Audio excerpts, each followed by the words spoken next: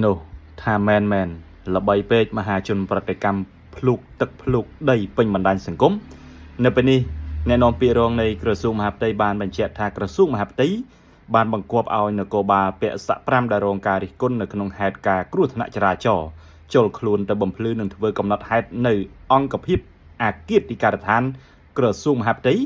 ក៏មានសមត្ថកិច្ចលើរឿងនេះផងដែរក្រសួងមហាផ្ទៃបានបង្គាប់ឲ្យនគរបាលពាក់ស័ក5ឈ្មោះខៀវសុងច័ន្ទសុធីដែលរងការរិះគន់នៅក្នុងហេតុការណ៍គ្រោះថ្នាក់ចរាចរណ៍ហើយគម្រាមវាយខ្នោះចាប់បរិសម្នាក់ដាក់គុកត្រូវចូលខ្លួនបំភ្លឺនិងធ្វើរបាយការណ៍នៅអង្គភាពរបស់ខ្លួនគណៈអាគារទីការដ្ឋាននៃក្រសួងមហាផ្ទៃក៏កំពុងមានចំណាត់ការលើករណីនេះដូចគ្នាលោកទូចសុខៈអ្នកនាំពាក្យរងក្រសួងមហាផ្ទៃបានថ្លែងប្រាប់បណ្ដាញសារព័ត៌មាន Fresh News នៅរសៀលថ្ងៃទី24ខែមេសាឆ្នាំ2026យ៉ាងដូចនេះថាយើងបានតាមដានយ៉ាងយកចិត្តទុកដាក់និងកំពុងពិនិត្យករណីឲ្យបានសពគ្រប់ជ្រុងជ្រោយចំពោះសម័យខ្លួនគឺអាចសរសេររបាយការណ៍បំភ្លឺមកអង្គភាពខ្លួននិងឬអង្គភាពខ្លួនមានសមត្ថកិច្ចឲ្យសម័យខ្លួនបំភ្លឺរឿងហេតុនេះដើម្បីមានមូលដ្ឋានធ្វើមូលវិចារទន្ទឹមនឹងនេះអាគារទីការដ្ឋានក្រសួងមហាផ្ទៃក៏មានសមត្ថកិច្ចដូចគ្នាសូមជម្រាបថា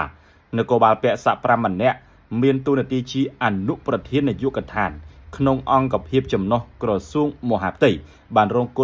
រងការរិះគន់យ៉ាងចាស់ដៃពីមហាជនអ្នកលេងបណ្ដាញសង្គមដែលប្រើប្រាស់ពាក្យសម្ដីគំរាមចាប់ពីខ្នោះពលរដ្ឋក្រោយបើជិះឡានប៉ះឡានរបស់ខ្លួនពាក់ផ្លាកលេខនគរបាលដែលចតនៅលើចិញ្ចើមផ្លូវហេតុការណ៍នេះបានកើតឡើងនាថ្ងៃទី23ខែមេសាឆ្នាំ2026នៅលើផ្លូវជាតិលេខ1ស្ថិតនៅក្នុងសង្កាត់និរោធខណ្ឌច្បារអំពៅរាជធានីភ្នំពេញឈ្មោះខៀវសុងច័ន្ទសុធាពាក់ស័ក5ឋានៈជាអនុប្រធាននាយកដ្ឋានបានបើករថយន្តមួយគ្រឿងម៉ាក Camry ពណ៌សពាក់ផ្លាកលេខនគរបាល20798ចតនៅខាងស្ដាំដៃនៃផ្លូវពេលនោះស្រាប់តែមានរថយន្តមួយគ្រឿងទៀតម៉ាក Chevrolet Tracker ពណ៌សអ្នកបើកបរស្ថិតនៅក្នុងស្ថានភាពស្រវឹង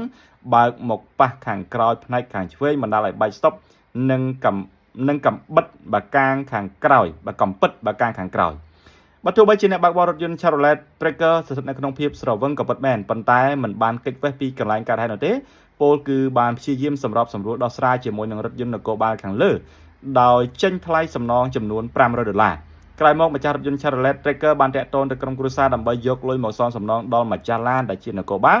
ពេលកំពុងតែឈរចាំនោះស្រាប់តែម្ចាស់រថយន្តដែលជានគរបាលនោះបានស្រែកគំរាមឲ្យនគរបាលដែលចុះទៅអន្តរាគមន៍នៅកន្លែងកើតហេតុចាប់វាយខ្នោះដាក់គុកអ្នកបើករថយន្តដែលប៉ះរថយន្តរបស់ខ្លួនតែម្ដងទើបក្រោយមកមានការប៉ះទង្គិចគ្នាដោយពាក្យសម្ដីផងដែរក្រោយស្រែកគំរាមរួចនគរបាលរថនោះបានលូកដៃយកបារីអេឡិចត្រូនិក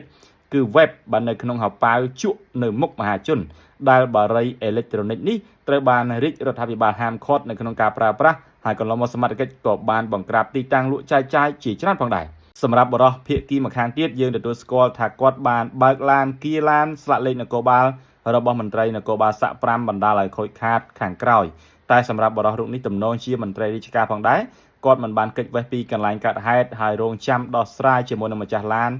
ពាក់ផ្លាកលេខនគរបាលតែសម្រាប់លោកនគរបាលពាក់ស័ក5ប្រើសម្ដីមកសុទ្ធតែយកទៅដាក់គុកតែនេះជាការដោះស្រាយបញ្ហាមួយរបស់នគរបាលមួយរូបនៅពេលដែលមានបញ្ហាជាមួយប្រជាពលរដ្ឋឬក៏យ៉ាងណាតែគាត់ចេះច្បាប់ទម្លាប់បែបណានិងកម្រិតណាដែរឬបានតែប្រើអំណាចសម្ដីដោយអាងលើស័ករបស់គាត់នឹងទូនាទីជាមន្ត្រីនគរបាលជាតិប្រសិនបើយើងស្វែងរកខុសត្រូវវិញតើគាត់ចតឡាននៅលើចិញ្ចើមផ្លូវបែបនេះតើត្រូវច្បាប់ឬទេតើគាត់ប្រើឡានស្លាកលេខនគរបាលក្នុងម៉ោងការងារឬយ៉ាងណាបូករួមនឹងសកម្មភាពជក់បារីអេឡិចត្រូនិកនិងកាយវិការហាក់មិនសមរម្យក៏ជាហេតុផលមួយសម្រាប់ថ្នាក់ដឹកនាំពិចារណាស្រាវជ្រាវនឹងការវិតម្លៃលើបុគ្គលិកលក្ខណៈរបស់មន្ត្រីនគរបាលរូបនេះផងដែរយ៉ាងណាមិញសកម្មភាពទាំងអស់នេះរបស់លោកនគរបាលខៀវសុងច័ន្ទសុធាក៏បានរងនឹងការរិះគន់ជាបន្តបន្ទាប់ពីសំណាក់មហាជនអ្នកប្រើប្រាស់បណ្ដាញសង្គមបានស្រាវជ្រាវរកឃើញទៀតថាកន្លងមកនគរបាលរូបនេះក៏ធ្លាប់មានរឿងអាស្រូវជេរប្រមាថទៅលើអ្នកដឹកជញ្ជូនទំនិញដែលបានបញ្ជាទិញផងដែរ